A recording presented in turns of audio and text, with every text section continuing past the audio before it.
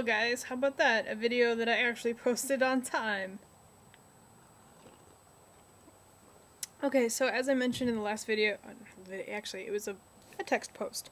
But I've been working on a new project that's actually been going pretty well, and as of this update it's still going well. Actually it's going very well. So the project has now hit, I think, before I started writing it today, it was at about 23,000 words, which is actually like a quarter of a book.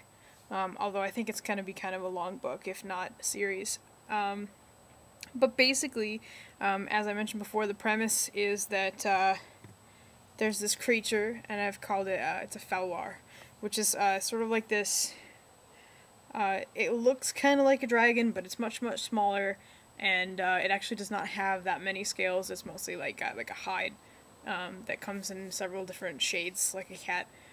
But it's got like this thick scaled hide on its back that are really shiny, and they glow with like magical light. And so basically the problem is that its scales are really pretty, and it's been hunted almost to death, especially by this one prince who really likes hunting, and so he's hunted these creatures almost to death and has made a lot of money for his country selling the scales as jewelry. So the story starts with basically the main character is now the last one of those creatures because his mate has just been killed, and he and his mate were sort of like the two that had sort of like kept themselves away from everybody else. Like they were really just minding their own business and trying not to ever be like noticed or found out. So he's pissed, and he's immortal, so basically he decides that he's going to spend, you know, the rest of this prince's life ruining his life so that, you know, he feels his pain. So what he does then is he takes the prince's, well, first he's gonna go like kill his mate, but when he gets there he realizes that he has an infant child, and so he gets this bright idea to swap it out with a different child that has no magical power at all, to basically be this huge disappointment to her father. And so he grabs it and finds a baby in the human world where there's no magic at all, and they don't know that each world doesn't know that the other exists. So there's like this highly magical human world and this non-magical at all human world, and they're completely independent of each other. But he like takes that baby and switches it with one in the other world. And so basically what you have is these two kids that are growing up in environments that they were just not meant for. And so then he spends the next, you know, multitude of years keeping an eye on them and seeing kind of what happens. And of course it doesn't really go to plan. But so some of the things that I've been doing a little bit differently with this one is I sort of wanted to introduce the unexpected.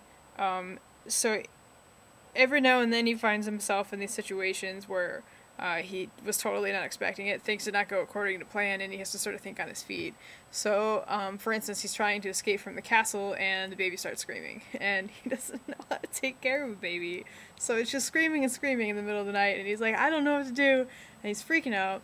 And then this, like, just this servant just comes out of the, like, comes out of one of the rooms, and she's exhausted, and she's like, why can't you just shut up your own child? And she's like, give her to me, and she takes care of it. But just random things like that.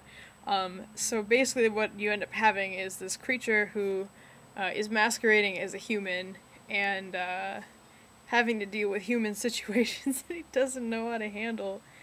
And it's been a lot of fun. But what's been the most interesting about this story is I have these characters that the moment I think of them, they are like completely formed, like their personality, the way they look. Like I got this one guy, his name's Master Arpin, and he's like this bent over old man who can't see and can't hear, and he's just like, you know, he's sort of just a little bit out there because he's so fucking old and he doesn't like care about anything. So anyway, he's just sort of got this personality about him. But this is what I mean, like, it's not like normally where you'd have like the start of a character that sort of you learn a little bit over time. It's just sort of like the character appears and I know exactly who they are and exactly what they're gonna do, and it's so funny. So this one has been pretty easy so far. I have gotten a couple places where I've gotten stuck, but usually I just walk away from it for a while and think about it and everything's fine. But as for the update, where I'm at with this one right now is yesterday I sort of invented the entire mythology for the human world. So here, let me just set this over here because it's shaky and it looks stupid. So the first time he runs across the little magical girl who's in the human world, she's playing with some toys, and she's sort of like play acting this like scene from a legend, and when I was writing it, I just sort of spit out like 3 lines of complete nonsense, like titles, this names, and like I had no idea what I was doing. And so yesterday I was like looking at that, and I was like, I'm gonna make this make sense. So these are the lines that have to do with the past history, mythology, whatever, and now I'm going to figure out who all these people I just mentioned are. So I started from there, and basically what I came up with was this almost pseudo-Norse mythology. Like, not really, but they're almost kind of like barbarians, but they're not really like savage people. They're just very old worldy. Like, they're very attached to ancient magics and very, very old gods. And there was this moment where someone killed like the king of all of the gods, and it basically split the people down the middle forever. And this is just the human people. And so now there's a grand contingent of people that follow the guy who killed the king of the gods, and now they have declared themselves living gods, and that's like one section of the human race. And then the other section is the people who are still very loyal to the gods and have vowed vengeance upon these people for what they did to the gods. And since the king of the gods was killed and the palace basically fell apart, now there's like the rest of the gods have nowhere to live, and they're very vulnerable without him, so they are now hiding themselves amongst the people. And there's like clans of people, and each like clan of people is hiding one of the gods among them. And they have like these full body, like strange tattoos that denote which one it is that they serve. And the idea is that someday the king of the gods is going to come back and lead them all back up into the heavens, and these people will then become like the chosen people who have an honored place amongst the gods as like immortal warriors to protect them. So that was what I came up with, and I was so proud of myself because it sounded really freaking cool. And that's about where I'm at. The magical people are much less exciting because they have like almost what you would consider like your traditional medieval setup, with there's like a king with a hereditary lineage and the political alliances, and they live in a castle, which, you know, honestly to me never gets old, but I didn't really have to make up much there. So but that's cool. Yeah, so that's pretty much my update. I do apologize for all of the past posts that have been sort of crazy.